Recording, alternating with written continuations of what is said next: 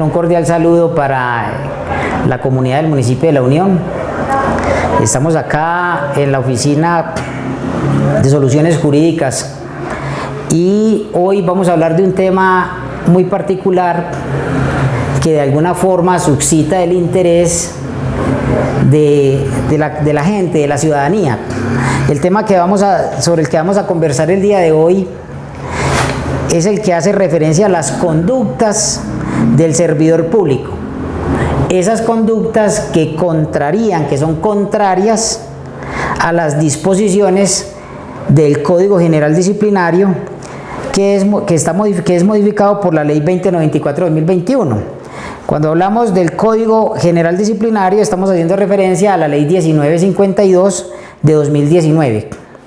Y hay otra ley que la modifica sustancialmente pues, en uno de sus articulados, y es la 2094/2021, de 2021, perdón. ¿Qué es en lo que vamos a enfatizar? Lo que vamos a enfatizar es la importancia de que la conducta del servidor público esté acorde a ese Código General Disciplinario. Es decir, que el servidor público, quien ostenta la calidad de servidor público, tenga una conducta que permita un valor público, y el valor público es la confianza. Cuando un servidor público es decente, es decir, actúa conforme a lo que entendemos por la ética, por el buen comportamiento, ese servidor público, a razón de ese buen comportamiento, lo que va a obtener es la confianza del público, que es muy importante. Cuando vamos a tomar este tema de la conducta de los servidores públicos, también lo que hay que mencionar es la relación estrecha que tiene esas dos leyes con otra que es la Ley 2016, que es una ley que salió en el año 2020, que es el Código de Integridad. Entonces lo que vamos a hacer acá es una especie de triunvirato. Vamos a fusionar esas leyes y de una manera lo más elemental posible vamos a hacer referencia a las conductas del servidor público con fundamento en los enunciados o disposiciones normativas de esas leyes. Entonces lo que vamos a empezar diciendo es, por ejemplo, ¿qué entendemos o cuál es la caracterización del servicio público? Para mirar, porque uno ve que llega uno a una alcaldía municipal, por ejemplo, o a una entidad de carácter público, entonces uno dice, bueno, aquí todos son servidores públicos, y resulta que la idea que yo tengo como ciudadano o que debo tener como ciudadano es que si es un servidor público es porque sirve al público, y eso dista mucho de que ese servidor público crea que lo que está llamado a hacer con una conducta contraria a estas leyes que acabo de mencionar es servirse del público. El servidor público es el que sirve al público, no el que se sirve del público, y eso pues hay que aclararlo. Hay una definición en el artículo 430 del Código Sustantivo del Trabajo que a mí particularmente pues me llama la atención, y que con ocasión a este tema que vamos a conversar hoy lo voy a mencionar. Dice el artículo 430 del Código Sustantivo del Trabajo que toda aquella actividad organizada que tienda a satisfacer necesidades de interés general en forma regular y continua, de acuerdo con un régimen jurídico especial, bien que se realice por el Estado, directa o indirectamente, o por personas privadas, es lo que entendemos por servicio público. El servicio público es el conjunto de actividades organizadas que tienden a satisfacer necesidades de la comunidad. Y entonces ahí cabe también el artículo 2 y el artículo 366 de la Constitución Política, cuando hacen referencia a que cuáles son las finalidades sociales del Estado. Entonces, entiendo dice el artículo 2, son finalidades sociales del Estado, y de manera pues, lo voy a decir de manera sucinta, dice, son finalidades sociales del Estado servir a la comunidad. Servir a la comunidad. Y entonces en concurrencia dice el artículo 366, servir a la comunidad para garantizar el bienestar general. Es el matrimonio pues del que quiero hablar acá. Ahora bien, para poder hablar de esas conductas, entonces me remito a lo que nos señala la Ley 2016 de 2020, que es el Código de Integridad. Todas las entidades públicas, todas las entidades públicas del orden nacional, y en este caso del orden departamental, y dentro del departamental el territorial, en este caso el municipio de La Unión, todas las entidades públicas tienen que acogerse a las disposiciones de la Ley 2016 de 2020, que es el Código de Integridad. Entonces ahí sale una pregunta, bueno, ¿y qué es lo que yo, ya existiendo una definición de servidor público, qué es lo que yo tengo que entender como ciudadano de ese Código de Integridad? ¿Qué es un Código de Integridad? ¿Qué es la integridad? Entonces decimos, hombre, cuando uno le pregunta a una persona, a cualquier persona tomando tinto por ahí, venga, hágame un favor, ¿usted qué entiende por integridad? Entonces uno dice, hombre, integridad es que si yo aquí en esta cafetería pido un chocolate con un pan, aquí la persona no me puede traer medio pan, me tiene que traer la totalidad de ese pan. Pero de esa manera no entiende la Ley 2016 de 2020 lo que es la integridad. Lo que es la integridad a la luz de esa ley es que el servidor público debe adoptar una conducta conforme a unos valores que permitan predicar de él como servidor público que es una persona íntegra porque está dispuesta a hacer lo correcto incluso cuando no lo están viendo. Entonces ahí en esa particularidad yo voy a mencionar lo siguiente con ocasión al tema del Código de Integridad. Hay un ilustre pensador que en el colegio pues lo mencionan mucho los profesores de filosofía. Estoy hablando de Platón, y Platón hace referencia al tema de la integridad, que se me ocurre a mí pensar que el legislador pues en su libre configuración legislativa, valga la redundancia, pensó en Platón para hablar de esta ley.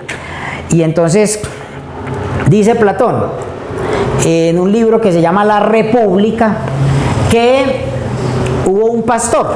Entonces todos nos metemos a un pastor de ovejas. Entonces el tipo pastoreaba a unos animales y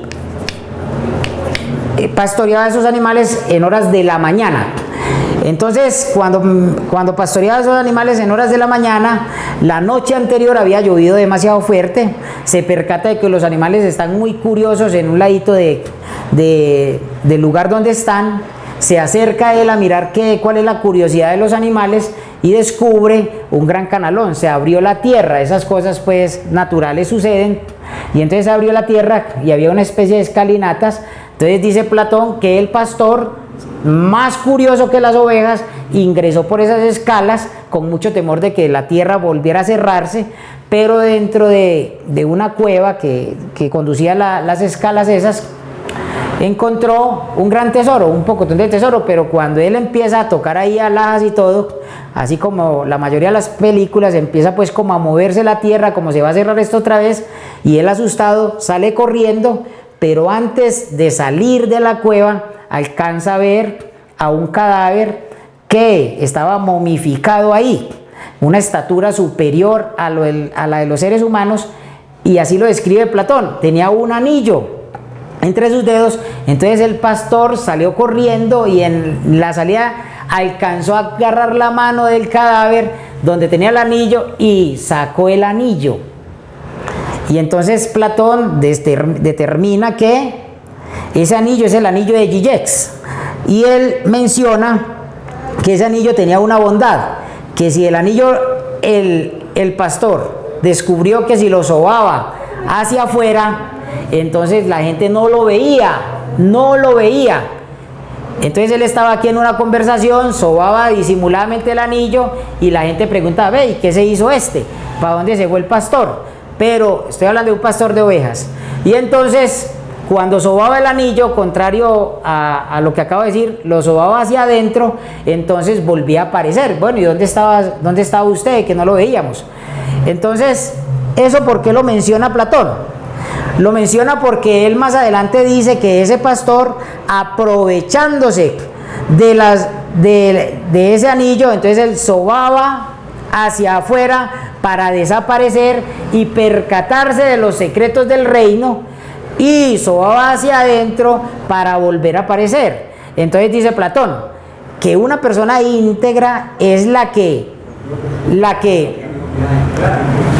hace el bien así no lo estén viendo, y además agrega: si le entregáramos el anillo de Gigex a dos personas, un anillo igual, a una persona mala y a una persona buena, dice Platón, no tardaría la persona buena, sabiendo de que al sobar por fuera el anillo desaparece, entonces no tardaría la persona buena en estar siguiendo los caminos de la persona mala. Porque dice Platón, dice, la diferencia entre el bien y el mal, la persona buena y la persona mala, es que solo uno de los dos se resuelve a hacer lo malo, y hay otros que prefieren hacerlo al escondido, se ocultan, se disfrazan, se llenan de hipocresía, y de ahí la importancia pues que el legislador se haya apuntalado, tal vez a razón de ese libro de la República, para construir el Código de Integridad, que habla particularmente de valores como la honestidad, el respeto, el compromiso, la diligencia, la justicia. A mí me gusta mucho cuando en el Código de Integridad habla de la justicia, porque me hace recordar a un autor que es muy común en las personas que estudian pues esta profesión de derecho, que es H.L.A. Hart, Herbert Lionel Adolphus Hart, que hace referencia a la justicia como la búsqueda del bien común, la consolidación del bienestar general. Entonces, todo esto, ¿por qué lo mencionamos? Porque si un servidor público tiene claro qué entiende el código, la ley 2016 de 2020 por integridad, entonces el comportamiento de ese servidor público va a ser un comportamiento conforme a lo que dice el ordenamiento jurídico. Se va a predicar de él la decencia, la ética en su comportamiento, en el servicio que presta a la comunidad, se va a traducir eso en un bienestar general, y más allá de eso, un valor público que es el que se debe buscar en las instituciones públicas, y es la confianza que tanto se ha desdibujado. La gente cada vez cree menos en las instituciones, y entonces recurren a las vías de hecho para solucionar sus problemas, y es precisamente eso lo que tenemos que evitar. Entonces, retomando el tema desde lo jurídico, encontramos por ejemplo que en la ley 1952 de 2019, que es el Código General Disciplinario, hay unos enunciados, unos artículos, por ejemplo el 37 habla de los derechos de los servidores públicos. Ahí aparecen un catálogo de 10 derechos para los servidores públicos. Esos son los derechos que los servidores públicos tienen. Ahí el artículo 38 habla, por ejemplo, de los deberes de los servidores públicos, y el artículo 39 de esa misma ley, la ley 1952 de 2019, hace referencia a las obligaciones de los servidores públicos. Y entre los deberes y las obligaciones de los servidores públicos, en comparación a los derechos que tienen, eso también hay que decirlo, hay una diferencia abismal que hace referencia particularmente a más de 60 artículos, más de 60 numerales. Por ejemplo, en el artículo 38, que habla de los deberes, dice ese artículo, son deberes de todo servidor público. Por ejemplo, en el numeral 7, que a mí me resulta pues muy interesante, dice: tratar con respeto, imparcialidad y rectitud a las personas con que tenga relación por razón del servicio. Tratar con respeto. Y ahorita, cuando yo leía los valores que están contenidos en el Código de Integridad, aparece la palabra respeto después de honestidad. O sea, el servidor público está llamado a ser honesto, está llamado a ser un tipo respetuoso. más que todo respetuoso de las diferencias. Yo soy servidor público y entonces yo, por los derechos que a mí me asisten, yo cohonesto, yo pertenezco, por ejemplo, o milito a un partido en particular. Estoy hablando del tema político, por ejemplo, y entonces llega una persona que pertenece a otro partido, entonces no lo voy a atender. No, eso no se puede en el servicio público. Debe atender. Y mire cómo lo dice el numeral 7 del artículo 38 de la ley 1952. Dice: tratar con respeto, imparcialidad y rectitud a las personas con que tenga relación por razón del servicio. Entonces, ahí habría que señalar que hay de alguna manera una concurrencia con el artículo 124 de la Constitución, que establece que la ley determinará los casos de responsabilidad de los servidores públicos y el modo de hacerla efectiva. ¿Cuál es el modo de hacer efectiva esa responsabilidad? Aplicando el contenido del Código General Disciplinario. Venga, usted está adoptando una conducta, señor servidor público, contrario a lo que dice el Código General Disciplinario. Yo pienso que usted, el comportamiento que tiene como servidor público es contrario a lo que dice el artículo 37, 38 y 39 de la ley 1952 de 2019, que además fue modificado por el artículo 2 de la ley 2094 de 2021. O sea, entonces es importante porque el tema porque ubica en un contexto normativo básico al ciudadano, al campesino, a la persona que no tiene una formación académica, al señor de la tienda, al señor que maneja la carreta, a la señora o al señor que pertenece a los servicios generales en una empresa, al del taller. Los ubican en un contexto básico y, hombre, a mí me parece que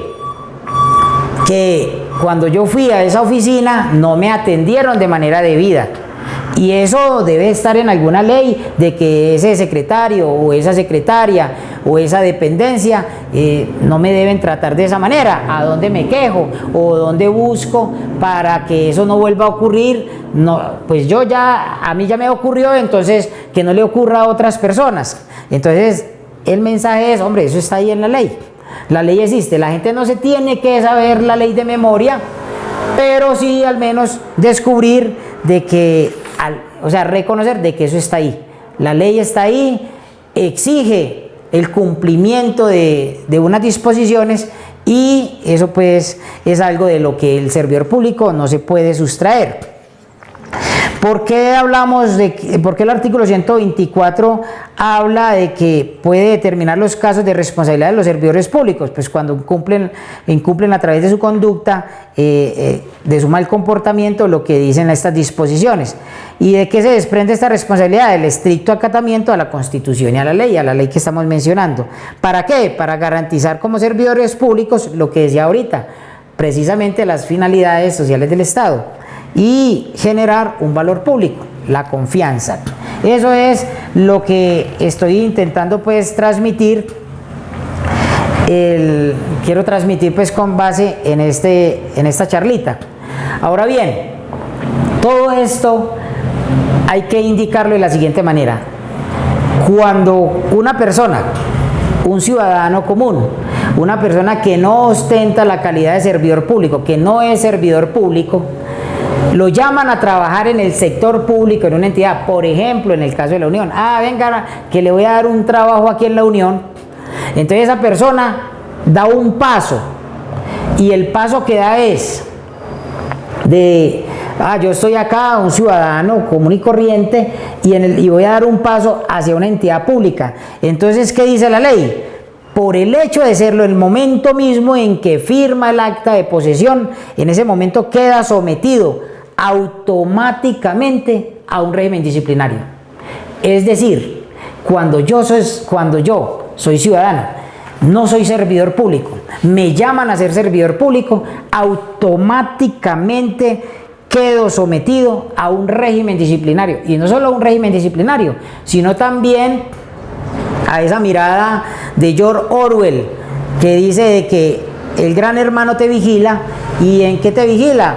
Hay unos entes de control. Entonces queda sometido a un régimen disciplinario, queda sometido a un control fiscal si maneja recursos del Estado, queda sometido a un régimen, a un control de carácter penal. ¿Por qué? Porque si la conducta no solo es contraria al Código General Disciplinario, sino al estatuto penal, entonces se convierte eso en una situación mucho más compleja para el servidor público, porque está sometido también a ese control de carácter penal. Y hay algo muy importante que muchas veces se va desdibujando desde el tema de la falta de participación ciudadana en los procesos de gobierno, en los procesos del sector público, y es el control social. Es importantísimo que haya un control social, que haya unas veedurías ciudadanas, que incluso las mismas entidades ayuden a constituir las veedurías ciudadanas. ¿Para qué? Para enarbolar una bandera, que es la bandera de la transparencia. Vamos a hacer esta obra, vamos a enajenar estos predios, vamos a construir en esos predios unas viviendas de interés social, pero también vamos a constituir unas veedurías para que la comunidad esté tranquila de que las cosas se están haciendo con transparencia. Esas cosas está llamado a hacer la entidad, y hablarían bien de la entidad el modo de interpretarlo de esa manera.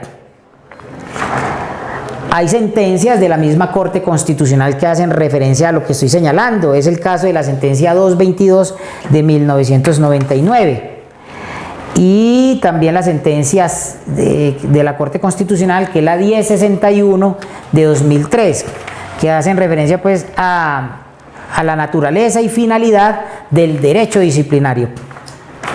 Por otro ladito, quisiera mencionar el tema de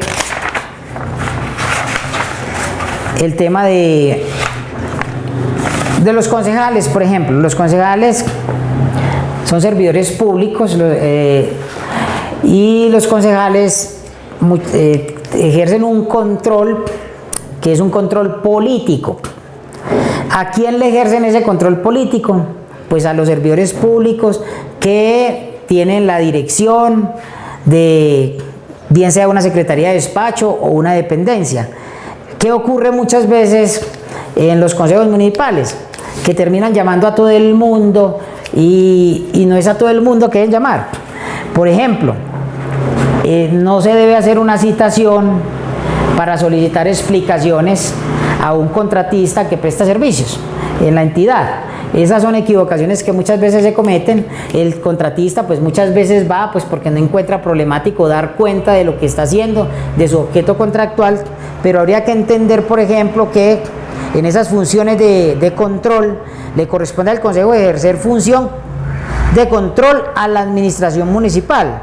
Pero resulta que en una parte que voy a leer acá, de un concepto del Consejo de Estado, por ejemplo, nos señala el Consejo de Estado. En este orden normativo se reitera lo que en otrora ha referido el Departamento Administrativo de la Función Pública, y es lo siguiente: le corresponde al Consejo Municipal exigir informes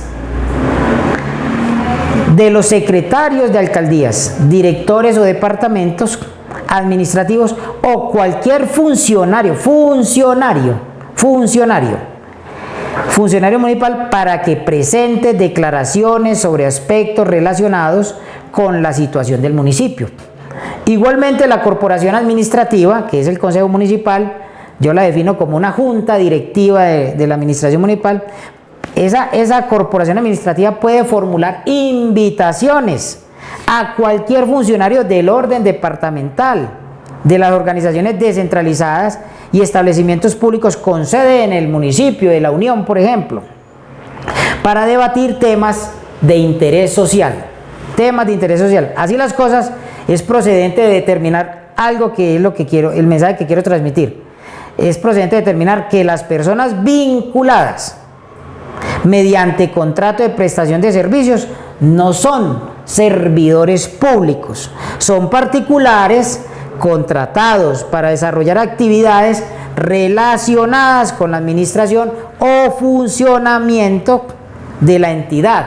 No son funcionarios públicos y a razón de eso no tienen por qué citarlos, y en el evento que lo citaran pues tendrán la discrecionalidad de aceptar o no esa invitación que les hace el Honorable Consejo Municipal. Para recapitular, voy a señalar lo siguiente. Hoy estamos hablando de manera especial de las conductas del servidor público. Servidores públicos, los concejales. Servidores públicos, la fuerza pública, la Policía Nacional. Servidores públicos, los que trabajan en la gobernación, pero tienen aquí oficina, por ejemplo, en el municipio, o vienen con frecuencia al municipio a diferentes reuniones. Servidores públicos, el Ejército Nacional. Servidores públicos, los que trabajan en las distintas secretarías de despacho de la alcaldía municipal. Servidora pública, la señora alcaldesa municipal. Servidores públicos, los que trabajan en las dependencias de esas secretarías de despacho. Ese ejemplo, la Secretaría de Gobierno es una secretaría de despacho, tiene una dependencia, una de muchas dependencias, es la Inspección de Policía, es una dependencia. Servidora pública, la Inspectora de Policía, y así sucesivamente. Esos servidores públicos están sometidos de manera inmediata, en el momento mismo que firmaron el acta de posesión, están sometidos a un Código General Disciplinario, que es la Ley 1952 de 2019, que en el artículo 38 habla de los deberes que tiene como servidor público, y si no cumple esos deberes, entonces se le infligen unas responsabilidades de las que habla el artículo 124 de la Constitución Política de Colombia. Y todo esto puede evitarse, o más bien la conducta adecuada de los servidores públicos puede fortalecerse si al interior de la administración pública, dice Victoria Khan, que la política es la administración de los asuntos públicos, y dice Platón en la República que la República es la cosa pública, la cosa que es de todos y no es de nadie. Y entonces, si fortalecemos el Código de Integridad al interior de las entidades públicas, entonces vamos a mirar o vamos a percibir que hay unos valores como la honestidad, el respeto, el compromiso, la diligencia y la justicia en cada uno de los servidores públicos, y a razón de eso podríamos decir, en esa alcaldía los servidores públicos tienen muy claro qué es la integridad, y la integridad es hacer lo correcto así no me estén viendo. Para concluir, una invitación respetuosa: en esta oficina, Juan Yalí Abogados, en esta oficina lo que brindamos son un conjunto de alternativas, de soluciones jurídicas para los problemas de la comunidad. Aquí, con el mayor de los respetos, expresamos nuestra vocación de servicio, nuestro compromiso con lo social, y no es otro el interés que prestar un servicio conforme a nuestra profesión, en el derecho penal, en el derecho administrativo, en el derecho civil, y dentro de este, el derecho de familia. Aquí estamos para servirles. Muchas gracias, muy formales, y estamos en contacto.